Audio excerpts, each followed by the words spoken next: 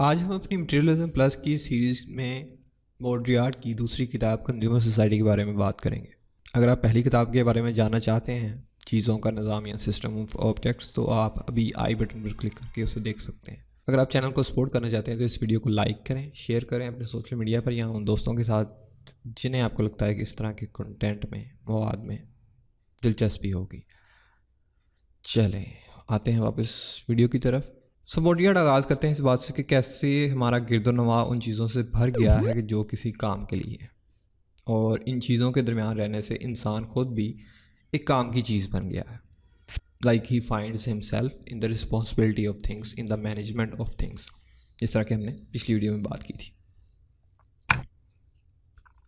یہ فنومنا ایسے ہی ہے کہ جیسے ٹارزن جو تھا وہ ایک انسان کا بچہ تھا، لیکن جنگل میں رہنے کی وجہ سے وہ کیا ہوا کہ وہ ایک جنگلی بن گیا اور انسانوں کی پہچان بھول گیا۔ اس طرح انسان اپنی پہچان بھول رہا ہے۔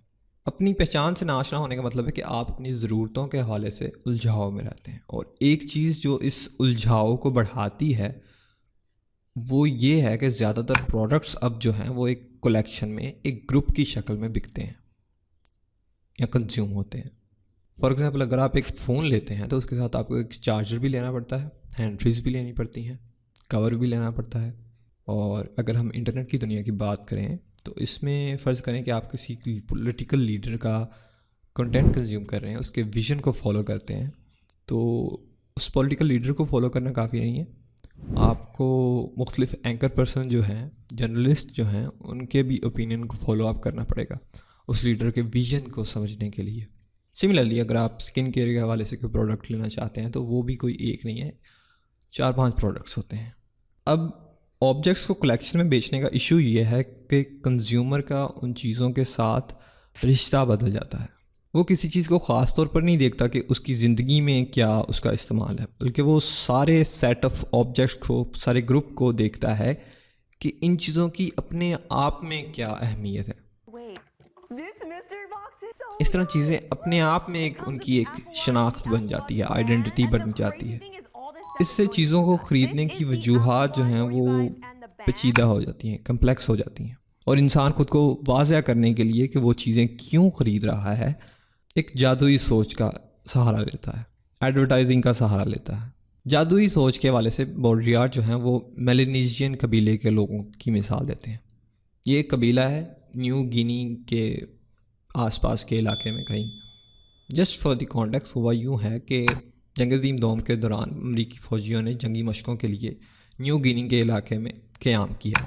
اب جو جہاز امریکی فوجیوں کے لیے روزمرہ کے استعمال کی چیزیں لے کر آتے تھے، آبائی لوگ یعنی کہ جو نیٹیوز تھے وہ ان جہازوں کو دیکھ کر بڑا محظوظ ہوتے تھے، ان کے بڑے دل داتا تھے، لیکن وہ جہاز کبھی ان کے پاس چیزیں لے کر نہیں آتے تھے۔ یہاں انہوں نے اس صورتحال کو واضح کرنے کے لیے جادوئی سوچ کا سہارا لیا کہ جہاز امریکی کیمپوں کے پاس اس لیے اترتے ہیں کیونکہ اس جگہ آلریڈی کچھ جہاز ہیں جو ان کو اٹریکٹ کرتے ہیں۔ ان لوگوں نے گھاس، لکڑیاں، ٹہنیاں اکٹھی کر کے ایک جہاز کی کاپی بنائی جو کہ سائن تھی، اشارہ تھی جہاز کے لیے کہ وہ یہاں اترے۔ انگلش میں کہیں تو سیمولیکرم آف پلین بنایا۔ انہوں نے اس جگہ کو بھی ہائی لائٹ کیا جہاں جہاز اترے گا، اس ایریا کو رات کو روشن بھی کیا، جہاز کے اترنے کا انتظار کرتے رہے، امریکی فوجیوں کی طرح مشقیں بھی کیں، مگر جہاز نہیں اترا۔ اس طرح بوڈریارڈ کہتے ہیں کہ آج کا معاشرہ اپنے ارد گرد چیزیں اکٹھی کرتا ہے جو خوشی کی طرف اشارہ کرتی ہیں، اس کا سائن ہے، اور خوشی کا انتظار کرتا ہے، مگر خوشی نہیں آتی۔ یہاں ہمیں بوڈریارڈ کے مارکسزم کی تھوڑی جھلک ملتی ہے کہ جب آپ کو اپنے ارد گرد کی چیزوں کا آئیڈیا نہیں ہوتا کہ وہ کہاں بنی ہیں، کس نے بنائی ہیں، کیسے آپ تک پہنچی ہیں، تو چیزیں خدا کی طرف سے تحفہ لگتی ہیں۔ اینی ہاؤ جب جنگ ختم ہوئی اور امریکی فوجیوں نے جانے سے پہلے آبائی لوگوں کو اپنا بچا کچا سامان دینا شروع کیا تو ان نیٹیوز نے اس کے حوالے سے بھی ایک نظریہ اور فرقہ بنا لیا۔ ان کے لیے بھی خود کو ڈفرینشیٹ کر کے ہی امریکی فوجیوں سے ان صدقے کی چیزوں کی کنزمپشن ممکن ہوئی۔ یہ ایک بہت اہم فیچر ہے کنزمپشن کا، جس کے بارے میں ہم آگے بات کریں گے۔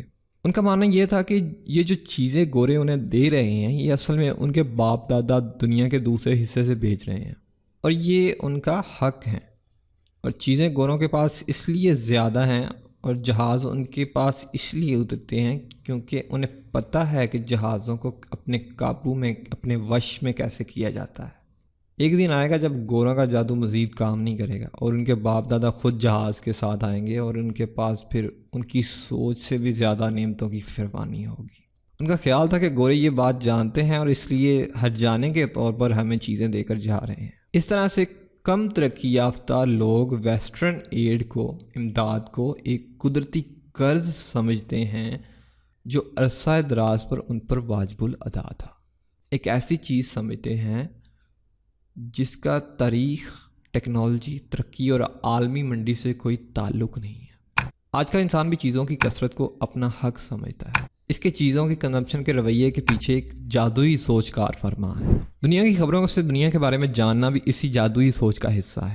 انفیکٹ بورڈیارڈ کہتے ہیں کہ خبریں ہماری اس جادوئی سوچ کا بنیادی ستون ہیں، کیونکہ خبریں سچ سے بھی زیادہ سچی ہوتی ہیں اور ان کے ذریعے ہم فینٹسائز کرتے ہیں کہ ہم واقعی اس جگہ تھے۔ There is a thrill of lived reality in it۔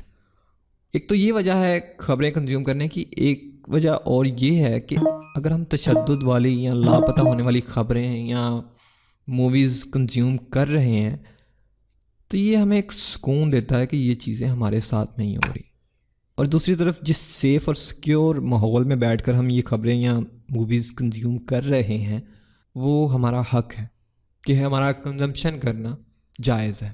اس لیے بورڈیارڈ کہتے ہیں کہ اگر کنزمپشن ہونی ضروری ہے تو باہر کی دنیا میں تشدد ہونا بھی ضروری ہے۔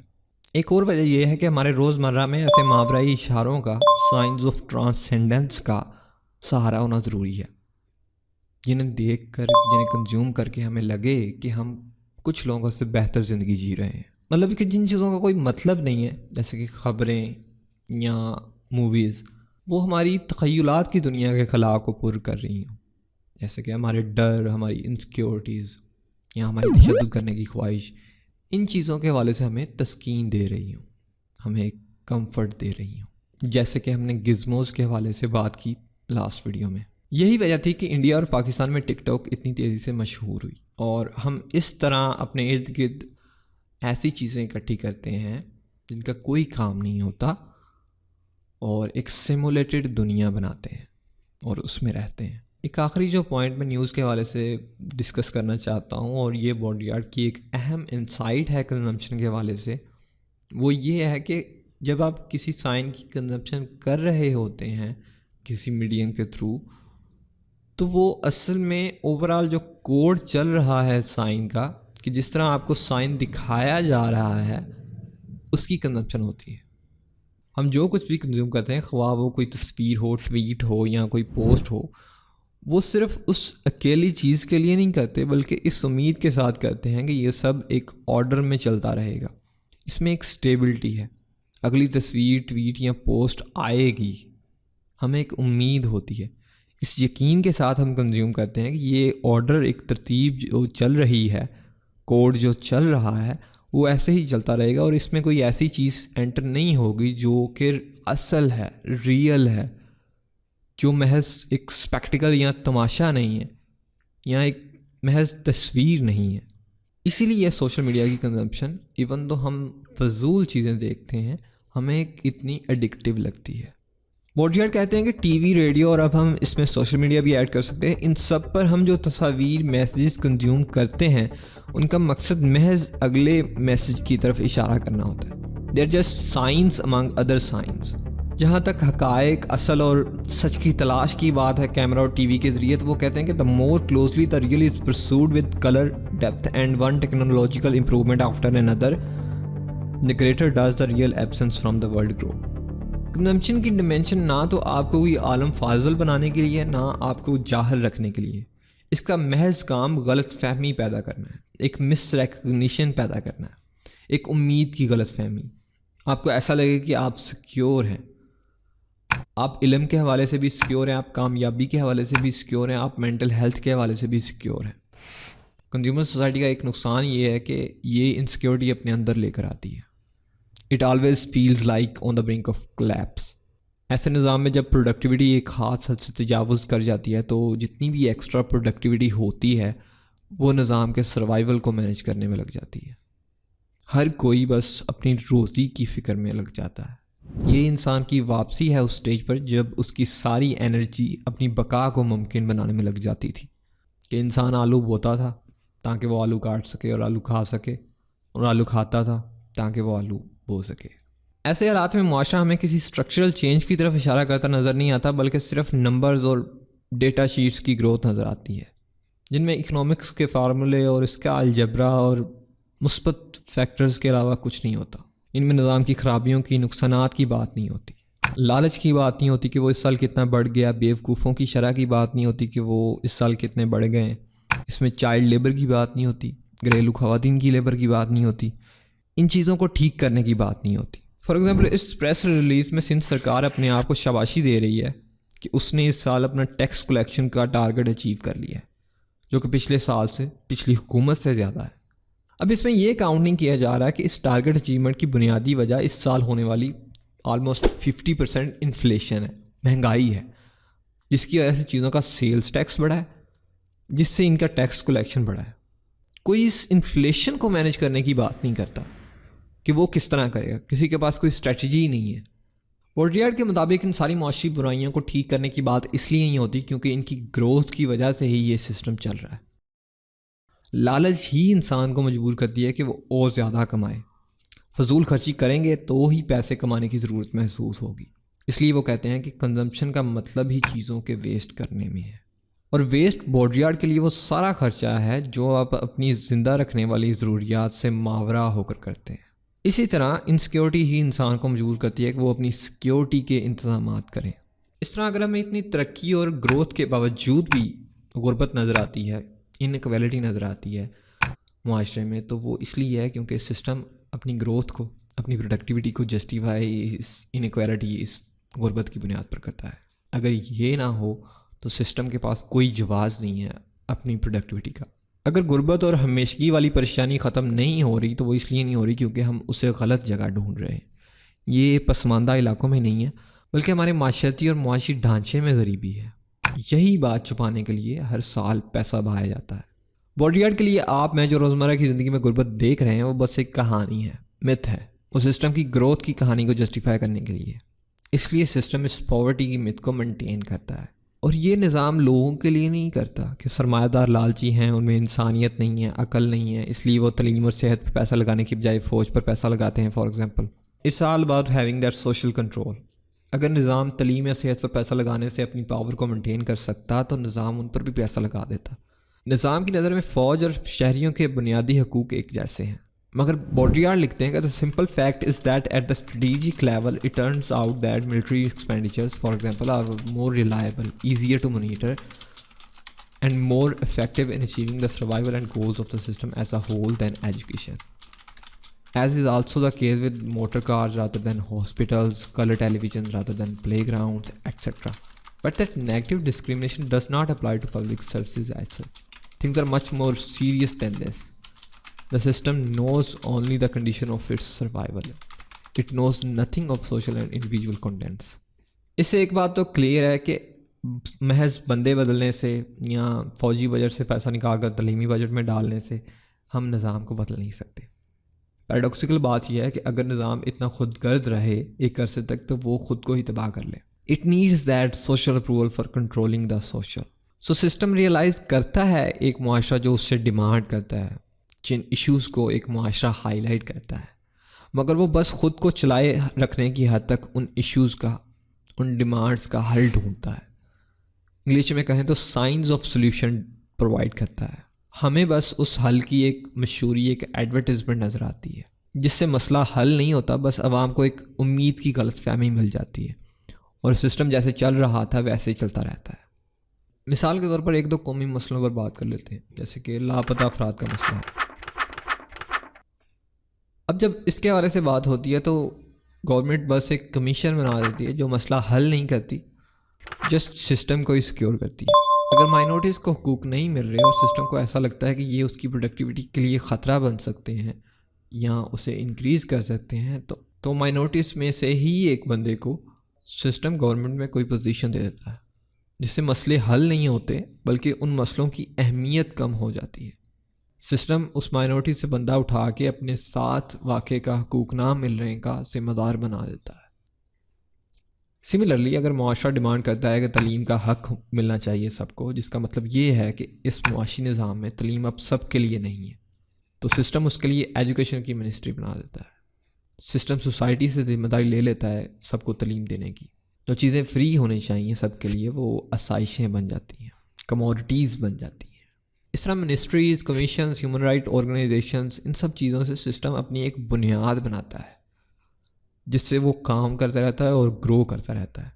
اس کا نتیجہ یہ ہوتا ہے کہ معاشرے میں ایک امتیاز آ جاتا ہے، ایک ہائرارکی بن جاتی ہے، ایک ڈفرینشیشن ہو جاتی ہے لوگوں کی، جس کے ذریعے کچھ لوگ اعلیٰ تعلیم، ہیومن رائٹس، پرسکون زندگی گزارتے ہوئے کنزمپشن کرتے ہیں، اور کچھ لوگ بس ان سب چیزوں کے سائنز اور کاپیز کے ذریعے، جادوئی سوچ کے ذریعے زندگی گزارتے ہیں. یہاں آتا ہے کنزمپشن کا نظریاتی کردار. وارڈیارڈ لکھتے ہیں کہ it is by getting people to play by the rule of game that system is able to diffuse social tensions. جو گروپ اس سسٹم کے لیے خطرہ بنتا ہے یا کہتا ہے کہ سسٹم ٹھیک کام نہیں کر رہا، سسٹم اسے ایک مثالی ماڈل دے دیتا ہے کنزیوم کرنے کے لیے. مطلب کہ گروپ کا ہر بندہ اس ماڈل جیسا بن جائے تو اس کی زندگی بہتر ہو جائے گی. مثال کے لیے میں اپنے ملک کے انٹرنیٹ کنٹینٹ کنزمپشن کی مثال دوں گا، کیونکہ تھرڈ ورلڈ ہے تو باقی اتنی کوئی کنزمپشن فلو ہو نہیں رہی جتنی انٹرنیٹ کی کنزمپشن ہو رہی ہے. نوجوانوں کو نوجوان رول ماڈل دیے جاتے ہیں، انقلابی رول ماڈل دیے جاتے ہیں کنزیوم کرنے کے لیے. خواتین اگر اپنی زندگی سے ڈسسیٹسفائیڈ ہیں تو انہیں ایک فیمیل رول ماڈل دیے جاتے ہیں. ٹرانسجینڈرز کو ٹرانسجینڈر رول ماڈل دیے جاتے ہیں. انٹرسیکس لوگوں کو انٹرسیکس رول ماڈل دیے جاتے ہیں. اس طرح پہلے سسٹم لوگوں میں فرق کرتا ہے، مختلف گروپس بنتے ہیں جو پھر مختلف چیزیں کنزیوم کرتے ہیں. اس طرح کنزمپشن بڑھتی ہے، ایک ہائرارکی بنتی ہے، اور کنزمپشن پھر اس ہائرارکی کی بنیاد پر ہوتی ہے. Just to be clear, hierarchy کا مطلب یہ ہے کہ گروپ کے ٹاپ پر رول ماڈل ہوتا ہے اور باقی جو اس گروپ کے افراد ہوتے ہیں وہ اس رول ماڈل جیسا بننے کی دوڑ میں ہوتے ہیں. اس طرح جب سسٹم لوگوں کو ڈیوائڈ کر دیتا ہے تو سوشل کنٹرول رکھنا لوگوں پر آسان ہو جاتا ہے، اور اسی طرح کنزمپشن کے ذریعے ہی فرق کی بنا پر سسٹم معاشرے کو یکجا کرتا ہے. واپس آتے ہیں ایڈورٹائزنگ کی طرف. ایڈورٹائزنگ میں ہر چیز اس طرح دکھائی جاتی ہے کہ کیسے وہ دوسرے لوگوں کے پاس ہے اور آپ کے پاس نہیں ہے. کنزیومر کو لگتا ہے کہ وہ فریلی چوز کر رہا ہے جس بندے کو وہ رول ماڈل بنا رہا ہے یا جو پروڈکٹ وہ کنزیوم کر رہا ہے. جس بھی آزادی یا پاور کی آپ کو فیل آتی ہے جب آپ کوئی پروڈکٹ خریدتے ہیں یا کوئی کنٹینٹ کنزیوم کرتے ہیں یا بلو ٹک مارک کے لیے $8 دیتے ہیں، وہ ہمیشہ اس لیے آتی ہے کیونکہ کوئی اور ہوگا جس کے پاس وہ سب کچھ نہیں ہے، وہ پروڈکٹ نہیں ہے، وہ کنٹینٹ نہیں ہے، وہ بلو ٹک مارک نہیں ہے. وہ آزادی، وہ پاور ایبسلیوٹ نہیں ہوتی بلکہ ریلیٹیو ہوتی ہے، دوسرے لوگوں سے ہی بنتی ہے. آپ کی آزادی یا آپ کی پاور اس رول ماڈل یا پروڈکٹ کی آزادی پر انحصار کرتی ہے. دعا کریں کہ وہ کبھی خراب نہ ہو یا وہ تبدیل نہ ہو. مختلف رول ماڈلز ہیں مگر کام ایک ہی ہو رہا ہے، کنزمپشن کا، جس سے معاشرہ یکجا رہتا ہے. اب فرق ایون تو اپوزٹ ہے یکجا کرنے کے عمل سے، مگر پھر بھی وہ لوگوں کو یکجا کر رہا ہے، اور اس کی وجہ یہ ہے کیونکہ وہ اصل فرق نہیں ہے، جسٹ سائن ہے فرق کا. میں نے so want everyone to be clear on what a sign is after this video. خیر، اس فرق کی بنیاد پر ہر بندہ معاشرے میں اپنے مقام کا تعین کرتا ہے. اب چونکہ یہ اصل فرق نہیں ہے اور جسٹ سائن ہے فرق کا، کیونکہ اگر یہ اصل فرق ہوتا، وہ رول ماڈل، پروڈکٹ یا وہ بلو ٹک مارک اصل میں پاور، آزادی ہوتا، تو اس کے بعد تو آپ کو ضرورت ہی نہ رہتی کسی اور رول ماڈل کی، کسی اور پروڈکٹ کی، اور اس کا مقصد محض کنزمپشن ہے اور سسٹم نے کنزمپشن کو جاری رکھنا ہے. اس لیے معاشرے میں سائنس اور فرق تبدیل ہوتے رہتے ہیں کیونکہ کنزمپشن ہونی ہے. بورڈیارڈ اس عمل کو مینیپولیشن آف سوشل سگنیفائر کہتے ہیں. مثال کے طور پر نوجوانوں کے لیے یوتھ آئیکنز دیکھ لیتے ہیں، انقلاب کے، ریولوشن کے. کبھی یہ بھٹو، مجیب الرحمان تھے، کبھی عمران نواز تھے، اور اب یہ عمار علی جان، مراد سعید، بلاول بھٹو، مریم نواز وغیرہ ہیں. یہ جو انوویشنز ہوتی ہیں رول ماڈلز کی، یہ اس لیے ہوتی ہیں کیونکہ ان کے درمیان ہمیشہ فرق ختم ہوتا رہتا ہے. یہاں بورڈیارڈ کہتے ہیں کہ اگر ہم ان جیسا بننا چاہتے ہیں، اسپائر کر سکتے ہیں کہ ان جیسا بنے، موٹیویٹ ہوتے ہیں کہ ان جیسا بنے وہ لوگ جن کے ہمیشہ فرق ختم ہوتے رہتے ہیں، جو کچھ بھی نہیں ہے، وہ اس لیے ہے کیونکہ ہمارا کلچر کچھ بھی نہیں ہے، کلچر میں رہ کچھ نہیں گیا اتنا خاص کوئی کرنے کے لیے. سو یہ تھا معاشرے میں نظریاتی کردار کنزمپشن کا. اب ہم اس کے تھوڑے سے معاشرتی لاجک کی بات کرتے ہیں کہ یہ معاشرے میں کس عقل کے تحت کام کرتا ہے. سو سب سے پہلے انسان کنزمپشن اس لیے کرتا ہے تاکہ وہ یا تو اپنے گروپ کو ہائی لائٹ کرے یا خود کو اپنے گروپ سے مختلف دکھائے. اس لیے اگر کوئی انسان معاشرے میں کچھ اچیو کرتا ہے تو اس کا مطلب یہ نہیں ہے کہ جمہوریت کے پھلنے پھولنے سے معاشرے میں سب کے لیے مواقع برابر ہو چکے ہیں. وہ جو بھی مقام حاصل کرتا ہے معاشرے میں وہ اس بنیاد پر کرتا ہے کہ معاشرے میں امتیاز ہے، اور اس معاشرتی امتیاز کا مقصد یہ ہے کہ اس بندے کو اگلا رول ماڈل بنایا جائے تاکہ سسٹم گرو کرتا رہے اور لوگ کنزیوم کرتے رہیں. اس لیے معاشرے میں جو بھی ہم ترقی دیکھتے ہیں وہ اصل ترقی نہیں ہے بلکہ ترقی کا محض سائن ہے. اس سے بوڈریارڈ یہ اخذ کرتے ہیں کہ آبجیکٹیولی اگر ہم دیکھیں تو کوئی ترقی نہیں ہوئی، ہمارے پاس پرانے مسئلے ویسے ہی ہیں اور کچھ نئے مسئلے ہیں. اب ہم بات کر لیتے ہیں تھوڑی سی خدمات کی کہ کنزیومر سوسائٹی میں کوئی بھی چیز، کسی بھی چیز کا اپنا کوئی مقصد نہیں ہے، وہ آپ کی تسکین کے لیے، آپ کی خدمت کے لیے. اس طرح کنزمپشن آپ کی سو کالڈ ضروریات کو پورا کرنے کے ساتھ ساتھ آپ کی تسکین کا کام بھی شروع کر دیتی ہے. معاشرتی ادارے بنائے جاتے ہیں اس کام کے لیے جن سے آپ کو ایک باپ والی فیل آتی ہے. For example social security, pension fund, subsidies, grant, scholarships, army welfare fund, امداد وغیرہ. ان سب سے سوشل اتھارٹیز جو ہیں وہ اپنے آپ کو ایک سخی کے طور پر دکھاتی ہیں، یا کہہ لیں کہ نظام اپنے آپ کو ایک سخی کے طور پر دکھاتا ہے. یہ جس طرح بھی آپ کی امداد کرتے ہیں، مدد کرتے ہیں، یہ ایک طریقہ ہے جس سے سسٹم آپ پر ایک سوشل کنٹرول رکھتا ہے. بوڈریارڈ لکھتے ہیں کہ دس kills two birds with one stone. The wage earner is quite pleased to receive in the guise of gifts or free services a part of what has previously been taken from him.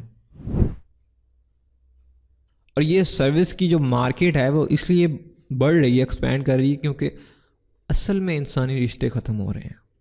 System اب دوبارہ انسانی رشتے معاشرے میں inject کر رہا ہے، پیار، محبت، دوستی کے سائن بنا کر. اس لیے ہم زیادہ تر جاب پوسٹنگز میں فرینڈلی کوآپریٹیو ہونے کی ریکوائرمنٹ دیکھتے ہیں، کیونکہ اصل میں دوستیاں، کوآپریٹیو ہونا، یہ سب چیزیں غائب ہو چکی ہیں. جب ایک سوسائٹی میں یہ نظریہ گھر کر جاتا ہے کہ ہر چیز آپ کی خدمت کے لیے ہے، ہر چیز آپ کا خیال رکھنے کے لیے ہے، تو اس کا مطلب یہ ہے کہ وہ سوسائٹی آپ کو ایک تقریباً مریض سمجھ رہی ہے. یہاں سے ہمیں کلو ملتا ہے کہ کیوں عوام کی خدمت کے اتنے دعوے ہو رہے ہیں. اس خدمت کا مقصد سیاسی کنٹرول ہے، اور اس حد تک کیا ہے کہ آپ کے ہر عمل کو، ہر حرکت کو کنٹرول کیا جائے. اس خدمت سے اتھارٹیز یہ پیغام دے رہی ہیں کہ انہیں آپ سے زیادہ پتہ ہے، اور آپ کا کوئی حق نہیں ہے کہ آپ اکیلے رہیں اور اپنا خیال خود رکھیں، کیونکہ آپ نہیں رکھ سکتے، کیونکہ آپ مریض ہیں. اب چونکہ اس نظام میں انسانی رشتے ختم ہو رہے ہیں تو کسی انسان کا دوسرے لوگوں کے ساتھ میل جول اس کی ایک شخصیت بن جاتا ہے. جتنا زیادہ لوگ اس کے بارے میں بات کرتے ہیں، جتنے دلوں کی وہ بندہ آواز ہے، جتنے وہ لوگوں کو اکسا سکتا ہے، اتنا وہ عظیم انسان ہے. سو پہلے دور کے لوگوں کی جو نظریاتی اقدار ہوتی تھی، جس سے وہ اپنے آپ کو عظیم انسان کہلواتے تھے، دنیا میں تاریخ میں اپنا نام رقم کرواتے تھے، جیسے کہ سکندر نے دنیا فتح کی اس لیے وہ عظیم ہے. اس کی جگہ سوشل اپروول لے رہا ہے اب کہ تاریخ میں نام رقم اب اس بندے کا ہوگا جتنے لوگ اس بندے کو جانتے ہوں گے یا جتنے بندے اس سے ایگری کرتے ہوں گے. بوڈریارڈ لکھتے ہیں کہ ہم اس مقام پر پہنچ چکے ہیں کہ جہاں ایک معاشرہ، ایک گروپ اس چیز میں زیادہ دلچسپی نہیں رکھتا کہ وہ کیا بنا رہا ہے، کس طرف جا رہا ہے، اس میں رہنے والے انسان کیسے جی رہے ہیں. وہ زیادہ انٹرسٹڈ اس میں ہیں کہ وہ اپنے اندر کے لوگوں کے انسانی جو رشتے ہیں ان کی مارکیٹنگ کیسی چل رہی ہے، کیا وہ مارکیٹنگ اچھی چل رہی ہے. اس گروپ یا معاشرے کا فوکس ان رشتوں کو بنانا اور کنزیوم کروانا رہ گیا ہے. مثال کے لیے دوبارہ اپنے ملک کی طرف آتے ہیں کہ جہاں انسانوں کی جان کا کوئی تحفظ نہیں ہے. احمدیوں کا وچ ہنٹ ہو رہا تھا عید پر، اور ہمارے وزیر اعظم کو دوسرے ملک میں انسانی قدروں کی پامالی کی فکر ہو رہی تھی. بوڈریارڈ کے لیے اگر غربت کہیں ہے تو وہ انسانی رشتوں میں ہے. وہ لکھتے ہیں کہ whereas in primitive societies every relationship adds to the social wealth, in our differential societies every relationship adds to individual lack. since everything possessed is relativized in relation to others. انہیں بھروسہ تھا کہ دنیا کے ذخائر ان کی ضرورت سے کہیں زیادہ ہیں، اس لیے وہ جہاں رہتے تھے اب اگلے علاقے میں ہجرت کرتے وقت وہ اپنے ساتھ کچھ نہیں لے کر جاتے تھے. اب اگر ہم اپنی بات کریں تو ہمیں ہمیشہ ایسا ہی لگتا ہے کہ چیزیں ہمارے لیے کافی نہیں ہیں، ہمارے لیے چیزیں اب وافر مقدار میں نہیں ہیں، اور ہمیں جو چیز بچا سکتی ہے وہ صرف معاشرتی اداروں اور معاشرتی رشتوں کے لیول پر ایک بدلاؤ، ایک انقلاب ہی ہے. اب جب اس طرح ایک انسان اپنے روز مرہ میں کنزیوم کرتا ہے جس سے وہ اپنی آئیڈینٹی بناتا ہے، اپنا ایک مقام پاتا ہے جس میں اس کی کوئی ڈیسیژن میکنگ پاور نہیں ہے، جس میں وہ کسی چیز کا فیصلہ نہیں کر سکتا، اس سے کیا ہوتا ہے کہ اس کی انفرادیت ختم ہو جاتی ہے، ٹوٹ جاتی ہے. اور جسم کا اس میں رسپانس یہ ہوتا ہے کہ وہ ہر وقت تھکاوٹ محسوس کرتا ہے. تھکاوٹ ایک قسم کا احتجاج ہے جسم کا. یہ وہ واحد چیز ہے جس سے انسان اپنی فرسٹریشن نکال سکتا ہے. بوڈیار لکھتے ہیں کہ for fatigue is a concealed form of protest which turns around against oneself and grows into one's own body because in certain conditions that is the only thing on which the dispossessed individual can take out his frustration, just as the black rabble in the cities of America began by burning down their own neighborhoods. اب تھکاوٹ اپنے آپ میں ایک commodity بن سکتی ہے. بالکل جس طرح تشدد کی خبریں دیکھ کر انسان اپنی سیکیورٹی کا شکر ادا کرتا تھا، ویسے ہی تھکاوٹ کی خبریں دیکھ کر انسان یہ شکر ادا کرتا ہے کہ وہ اکیلا نہیں ہے، یا جتنے برے حالات وہ دیکھ رہا ہے، جتنے برے حالات کے سائن وہ دیکھ رہا ہے، اس کے اتنے برے حالات نہیں ہیں. اس طرح تھکاوٹ بھی ایک ماڈل بن سکتی ہے. آخر میں بوڈریارڈ اپنے ٹائم کی سچویشن کا، حالات کا جائزہ ایک فلم کا ریویو کرتے ہوئے دیتے ہیں. اس کا تھوڑا سا کنٹیکسٹ لے لیتے ہیں. یہ 1926 کی ایک سائلنٹ فلم ہے جس کا مین کریکٹر بدو ایک غریب اسٹوڈنٹ ہے جو بے صبری سے امیر ہونا چاہتا ہے. اس کی لوگوں میں پہچان ہے ایک ماہر تلوار باز کے طور پر، مگر وہ اب اس سب سے تھک چکا ہے. اب وہ پیار کی تلاش میں ہے، مگر ایک اور ریئلائزیشن اس کے پاس یہ ہے کہ بغیر پیسے کی کوئی عورت کیوں اس سے پیار کرے گی. اسی سوچ کی وجہ سے ایک لڑکی جو اسے چاہ بھی رہی ہوتی ہے اسے اس کی بھی چاہت نظر نہیں آتی. حالات کچھ ایسے بنتے ہیں کہ ایک شیطان کے توسط سے اسے اپنی سپنوں کی رانی مل جاتی ہے، مگر وہ سپنوں کی رانی ایک امیر رئیس آتی ہے، اور بدو کو ریئلائزیشن ہوتی ہے کہ یہ سب اس کی اوقات سے باہر ہے. بدو اپنے کمرے میں جاتا ہے اور شیطان وہاں نمودار ہو جاتا ہے. اب شیطان اسے آفر کرتا ہے کہ وہ اسے امیر کر دے گا، اس کی اوقات امیروں والی ہو جائے گی، مگر بدلے میں وہ کمرے سے جو چاہے لے سکتا ہے. اگر اسے یہ ڈیل منظور ہے تو وہ اسے 600 سونے کے سکے دے گا. اب بدو اس پر ہنستا ہے کہ یار کمرے میں تو کچھ ہے نہیں اتنا خاص لے جانے کو، یہ تو بیوقوف ہے انسان. بدو اس ڈیل سے ایگری کر جاتا ہے، اور شیطان جاتے ہوئے بدو کا جو عکس آ رہا ہوتا ہے شیشے میں وہ اس سے لے جاتا ہے، اسے ایلینیٹ کر دیتا ہے. یہاں سے فلم کا مین آرگیومنٹ شروع ہوتا ہے. بدو امیر ہو جاتا ہے، اسے معاشرے میں ایک مقام مل جاتا ہے. He almost gets the love of his life. کچھ دیر تک یہ کام چلتا ہے، لیکن شیطان ایسا بھی نہیں ہونے دیتا. وہ اس کے عکس سے برے کام کرواتا ہے. فار ایگزامپل ایک آدھا بندہ مروا دیتا ہے اس سے، اور الزام بدو پر آ جاتا ہے. بدو کا لیٹس جسٹ کال ہم بی کا سوسائٹی میں نام خراب ہوتا ہے. اس کی محبوبہ اسے چھوڑ جاتی ہے. بی فیصلہ کرتا ہے کہ وہ اپنے بہروپیے کو مار دے گا. وہ آمنے سامنے ہوتے ہیں، سما وہ اسی جگہ پہنچ جاتے ہیں جہاں ڈیل ہوئی تھی. عکس شیشے میں کھڑا ہوتا ہے، بی اسے گولی مار دیتا ہے، شیشہ ٹوٹ جاتا ہے. بی کو احساس ہوتا ہے کہ اس نے خود کو گولی مار دی ہے. یہاں سے ثابت ہوتا ہے کہ ایلینیشن بس مرنے سے ختم ہوتی ہے. ایلینیشن سے ہمارا ایک حصہ ہم سے جدا ہو جاتا ہے، مگر ہم اس سے جدا نہیں ہوتے. وہ چیز جس سے ہم ایلینیٹ ہوتے ہیں، خواہ وہ ہماری روح ہو، ہماری محنت کا بنا پروڈکٹ ہو، وہ ہم سے بدلا لیتا ہے. بوڈریارڈ آرگیو کرتے ہیں کہ ایلینیشن کبھی بھی ختم نہیں ہو سکتی، کیونکہ یہ پورا سٹرکچر ہے ہمارے شیطان کے ساتھ ڈیل کا. یہ مارکیٹ اکانومی کا بنیادی سچ ہے، اس کا بنیادی ڈھانچہ ہے. کہ آپ ایسے معاشرے میں ایلینیٹ ہوئے بغیر ویلیو پرووائڈ کر ہی نہیں سکتے. اگر کنزیومر سوسائٹی یہ کہانی نہیں لگتی جس طرح کہ ہم نے اس سائلنٹ فلم کی بات کی، اور ہر چیز کو لاجک اور ریزن کے تحت واضح کیا جا سکتا ہے، تو وہ اس لیے کیونکہ کنزیومر سوسائٹی اپنی کہانی خود ہے. یہاں سے بوڈریارڈ مارکس اور ڈیبوک کے گروپ سے راہیں جدا کرتے نظر آتے ہیں، کیونکہ ان کے مطابق ریئلٹی کے اوپر کوئی اسپیکٹیکل کی ریئلٹی نہیں بن گئی جس سے کیپٹلزم نے انسان کو ایلینیٹ کر دیا ہے، اس طرح مارکسسٹ کہتے ہیں. بوڈریارڈ کے لیے ریئلٹی ہی ختم ہو رہی ہے. اور اس کی جگہ لے رہے ہیں فرق کے سائنس جو کہ بدلتے رہتے ہیں. اس لیے اب سرمایہ داری نظام کا انسان کے زمرے میں جائزہ لینا ممکن نہیں ہے. ہم نے اگر کنزمپشن کے عمل کو واضح کرنا ہے تو ہمیں پوری سوسائٹی کا جائزہ لینا ہوگا, کیونکہ سوسائٹی نے شیطان کے ساتھ ڈیل کی ہوئی ہے, کسی ایک انسان نے نہیں کی. سوسائٹی نے خدا خوفی, اگلے جہان کی تیاری اور ریئلٹی اپنی صرف پروڈکٹیوٹی اور گروتھ کے عوض شیطان کو بیچ دی ہے, اور اب خوف زدہ ہوتی ہے جب اسے اپنا کوئی اختتام نظر نہیں آتا. بوڈیئر لکھتے ہیں کہ there is no longer any mirror or looking glass in the modern order in which the human being would be confronted with his image for better or for worse. There is only the shop window, the site of consumption, in which the individual no longer produces is his own reflection, but is absorbed into the contemplation of multiple signs or objects, is absorbed into the order of signifiers of social status, etc. Is not reflected in that order, but absorbed and abolished. The subject of consumption is the order of signs.